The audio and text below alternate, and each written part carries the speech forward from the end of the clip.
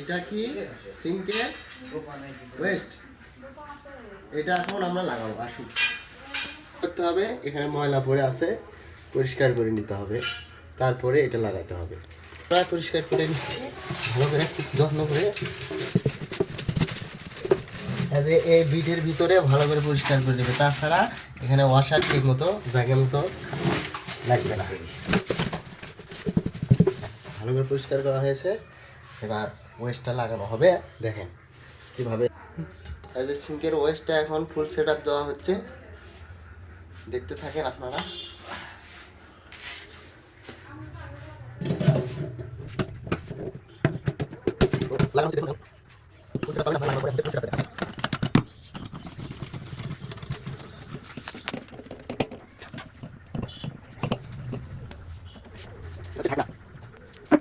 এই যে